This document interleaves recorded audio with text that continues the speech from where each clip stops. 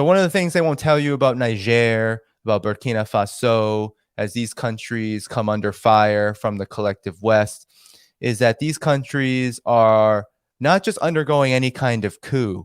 Now, mind you, we hear all the time, coup this, coup that, coups are bad, coups are bad. We have to look at the political character of coups very specifically. What are these coups doing? Who is behind them? Where do they get their support from?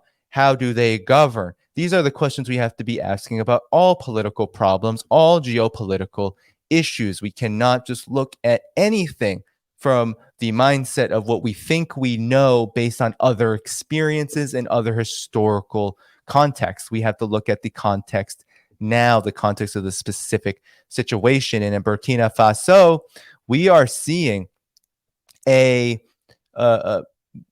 absolutely just radical, dare I say, shift, a huge change in the geopolitical calculus that is very much connected to what is happening in Niger. So here's a good article by Ben Norton over at Geopolitical Economy Report. He said, Burkina Faso's new president condemns imperialism, quotes Che Guevara, allies with Nicaragua, Venezuela, and Cuba. So Burkina Faso's Ibrahim Traoré has vowed to fight imperialism and neocolonialism, pledging a refoundation of the nation, invoking revolutionary leader Thomas Sankara. His government is allied with Nicaragua, Venezuela, and Cuba. So again, these countries are not by themselves. They are working together, and they're trying to seek a new relationship with the world, especially the multipolar world and the global south. So Ibrahim Traoré has vowed to fight imperialism, and the West African nation has also formed close diplomatic ties with revolutionary governments in Nicaragua, Venezuela, Cuba, Iran, as well as NATO's arch rival, Russia. So in January 2022, a group of nationalist military officers in Burkina Faso toppled the president, Roch Kabore, a wealthy banker who had fostered close ties with former colonizer France, where he was educated. The military officers declared a government run by what they called the Patriotic Movement for Safeguard and Restoration, led by new President Paul-Henri Sandaogo Damiba. They pledged to seek true independence from French hegemony, condemning the neocolonial policies and economic, political, and military control that Paris still exercises over Francophone West Africa. Burkina Faso ended its decade-long military agreement with France, expelling the hundreds of French troops that had been in the country for years. The new president, Damiba, was initially popular, but support waned when he was unable to defeat the deadly Salafi jihadist insurgents that destabilized the country. In September 2022, the discontent led to another coup, which brought to power a subsequent coup, which led to Ibrahim Traoré, a nationalist military leader, another one. He was just 34 at the time, making him one of the world's youngest leaders. And he pledged to carry out the refoundation of a nation and modernization to quell violent extremism, fight corruption, and totally reform the government. He quoted the motto, Patria or Muerte, venceremos, homeland or death will prevail, which is very charismatic and incites people like Che Guevara. So as President Traoré he brought back some of the ideas of Thomas Sankara, who was the president that was ascended to power in 1983, and also a coup. And he transformed this impoverished country. Mind you, you have to watch Upright Man, this documentary. It's a great documentary. You can find it online. Search it on YouTube. This leader, Thomas Sankara, he put into reforms, infrastructure development, expanded public health, literacy programs, all of which massively and radically changed the lives of people in Burkina Faso. So he challenged also imperialism, French colonialism, all of that. But it was all reversed in 1987 when there was the coup led by Blaise Compaoré, who was supported by the U.S. and France. So now I want to show you, all right, because now he's going to talk about Russia, but I think it's important to see that the prime minister, Mr. Tembela, that he traveled to Venezuela, met with Nicolas Maduro. So here you see them meeting at the 44th anniversary of the Sandinista Revolution, Nicaragua. You see him meeting there. So these are pretty strong messages, okay? And then this gets into the ties that Burkina Faso had with the Sandinistas, with Cuba, with Venezuela during this time. I'm not going to read all of this because in the interest of time, but here you see it. It harkens back to this history, and they are trying to now relive that and revitalize that. And that is very important because that's going to lead to a stronger multipolar world. But now I want to get to what he had to say about Russia, because I think first, what he is doing, what Mr. Traore is doing, is very important to understand. This is about a African continent-wide shift to Russia and China. But these are very strong words, all right? So he calls Russia family, and I want to show you what he means by that. This is the shift that I'm talking about. This is something that is unacceptable to the collective West. So let's listen. On se sent en famille en ce sens que la Russie est une famille aussi pour l'Afrique. C'est une famille parce que nous avons la même histoire. La Russie a consenti d'énormes sacrifices pour libérer le monde du nazisme pendant la Seconde Guerre mondiale. Les peuples africains, nos grands-pères, ont été déportés de force aussi pour aider l'Europe à se débarrasser du nazisme. Nous partageons la même histoire en ce sens que nous sommes les peuples oubliés du monde, qu'ils soient dans les livres d'histoire, dans les documentaires ou films. On tend donc à balayer le rôle prépondérant qu'a joué la Russie et de l'Afrique dans cette lutte contre le nazisme. Pour ce qui concerne le Burkina Faso, aujourd'hui, nous sommes confrontés depuis plus de 8 ans à la forme de manifestation la plus barbare, la plus violente du néocolonialisme, de l'impérialisme. L'esclavage qu'on tend encore à nous imposer. Nos dévanciers nous ont bien appris une chose. L'esclave qui n'est pas capable d'assumer sa révolte ne mérite pas que l'on s'apitoie sur son sort. Nous ne nous apitoyons pas sur nos sorts, on ne demande pas que quelqu'un s'apitoie sur notre sort. Le peuple burkinabé a décidé de lutter contre l'île terroriste en mesure de relancer son développement. Dans cette lutte, des vaillants peuples, des vaillantes populations se sont engagées à prendre les armes face au terrorisme, ceux que nous avons affectueusement appelés les VDP, des volontaires. Nous sommes surpris de voir les impérialistes traiter ces VDP de milices et de tout type. C'est décevant, parce qu'en Europe, lorsque des peuples prennent les armes pour défendre leur patrie, on les traite de patriotes. Mais là n'est pas le problème. Ce qui est le problème, c'est de voir des chefs d'État africains qui n'apportent rien à ces peuples qui se battent, mais qui chantent la même chose que les impérialistes en nous traitant de milices, en nous traitant donc d'hommes qui ne respectent pas les droits de l'homme. De quels droits de l'homme parle-t-on? Nous nous offusquons contre cela et c'est honteux. Il faut que nous, chefs d'État africains, nous arrêtons de nous comporter donc en marionnettes qui dansent à chaque fois que les impérialistes tirent sur les ficelles. Hier, le président Vladimir Poutine a annoncé donc l'envoi de céréales en Afrique. Nous sommes bien contents. Nous lui disons merci pour cela.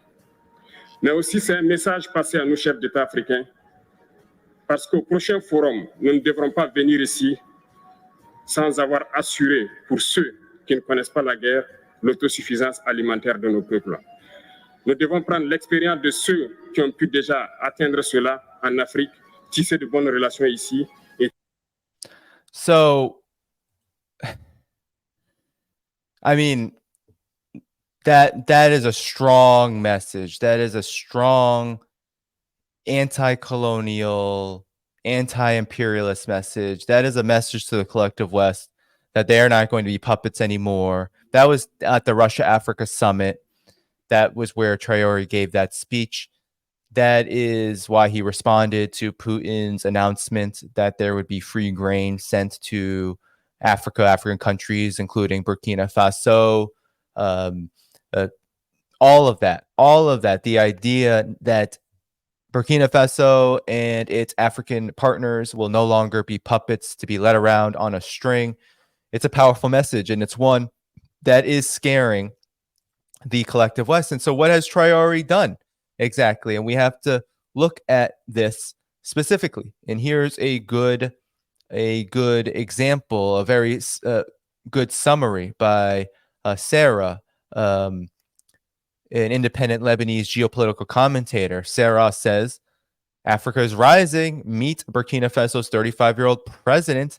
What has he done? He's expelled French troops from Burkina Faso, banned uranium and gold exports to France and the US, and has forged strong alliances with Niger, Guinea, Mali, and Algeria against Western invaders. And a quote from him: "My generation does not understand this. How can Africa, which has so much wealth, become the poorest continent in the world today?" And here he is.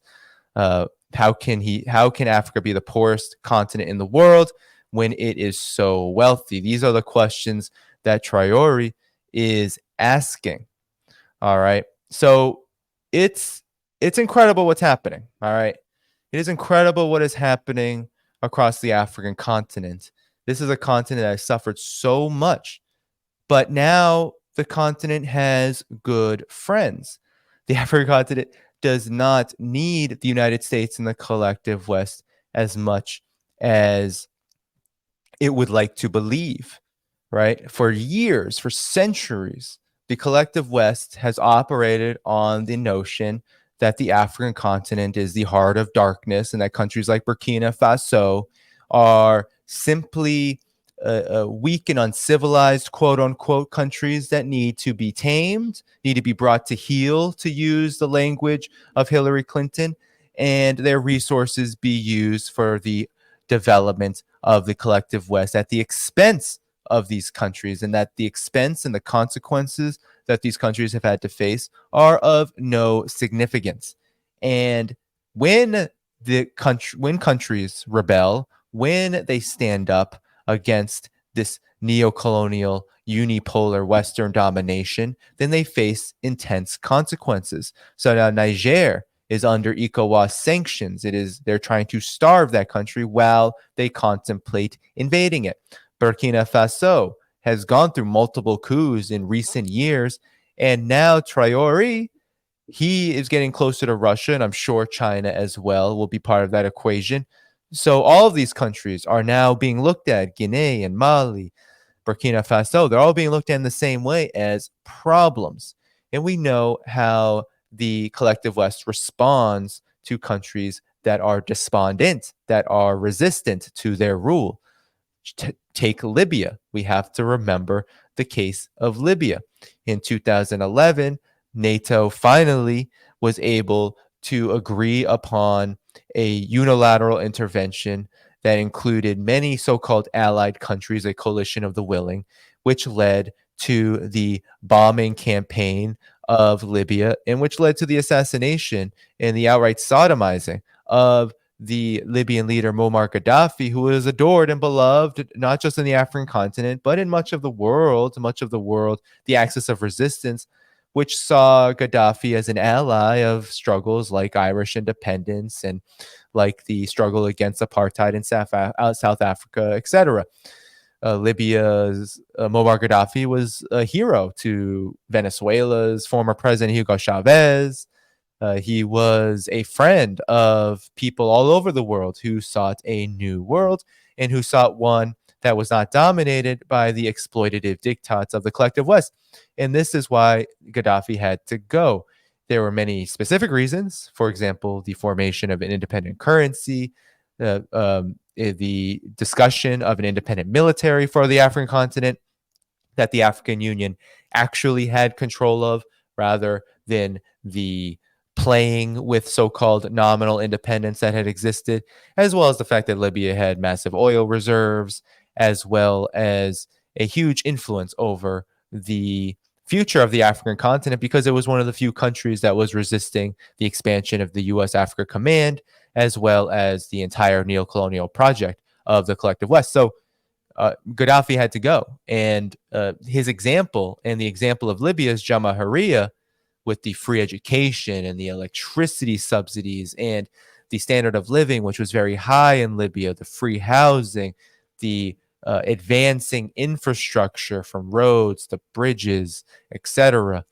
All of this, right? All of this had to go. The subsidization of people's needs using Libya's oil reserves was an example that the United States and NATO countries could not allow to stand. And so Niger, Burkina Faso, Mali, these countries which have undergone political transitions largely because of what the United States and NATO did in Libya, are now seeking their own political project of independence. And it will remain to be seen how a country like Burkina Faso, which has already taken incredible measures to live in the vision and the spirit of Thomas Sankara and the struggle against colonialism, where that will go and how successful it can be given the pressures that a country like Niger, which is right next door and also has a very similar history.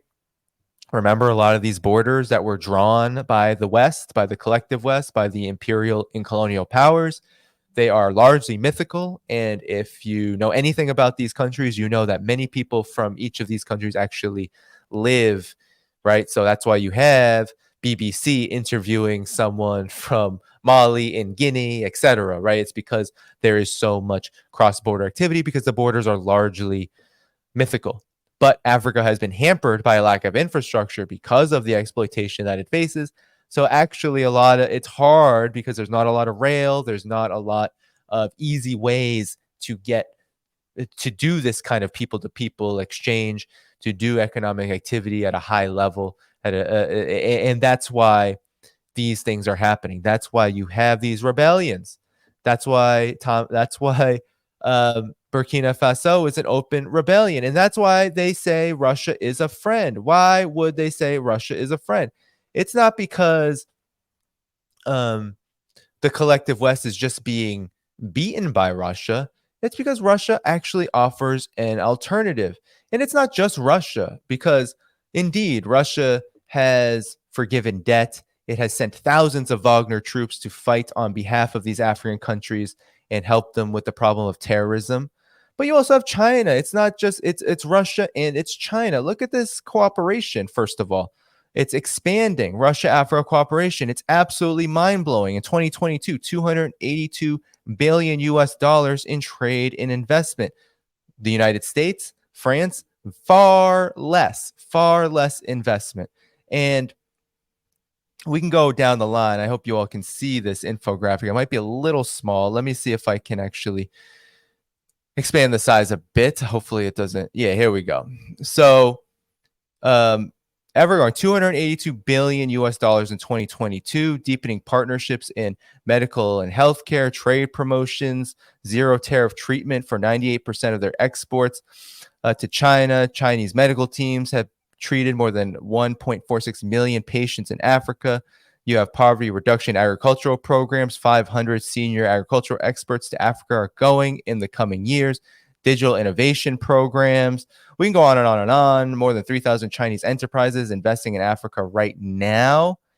And here's more in the last decade, $2 trillion since 2013 of investments. You have $700 billion worth of contracted new projects. You have 6,000 kilometers of rail built by China, 6,000 kilometers of road, 20 ports, and 80 large-scale power facilities. China's contracted projects in Africa include nearly 300,000 jobs for the host countries. I could go on and on and on, but I don't have to, because that's enough evidence alone to show that China and Africa's relationship is robust and fundamentally different, as is Russia's. And that's why Burkina Faso, Niger, these countries are going to be caught up in what is a new Cold War, what is a Cold War led by the US and the collective West.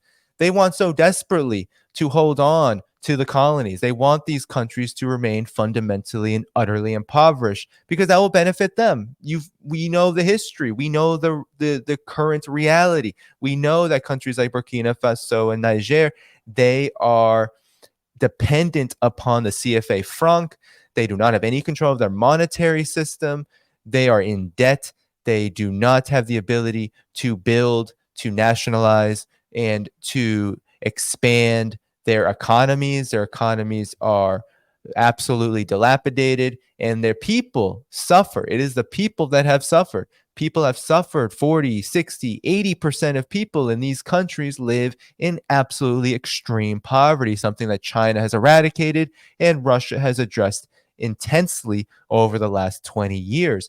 And so when Russia and China come in for investment, for defense cooperation, these countries are listening. And that is the difference. That is what makes Burkina Faso different. That is what makes Niger different right now. And so it's important to note this. It's important to know how Burkina Faso has gotten to this place and how it remains an incredibly important country to follow in this growing multipolar revolt, which includes Niger, it includes Burkina Faso, it includes Mali, it includes Guinea, it includes so many other countries that are seeking true independence. Thank you for tuning in to my latest video. I appreciate all of your support. This channel, however, needs your help. I am seeking to make this channel more sustainable in the long term and upgrade necessary equipment to ensure that this work continues onward and makes progress to give you all of the geopolitical analysis that you all deserve. For that reason, I'm asking you to become a member of my Patreon community at patreon.com/DannyDhaiphong. You can find that link in the video description or in the pinned comment below. For whatever amount you choose to give, just know you are supporting independent media that you can't find anywhere else. Thank you so much, and I look forward to the next video.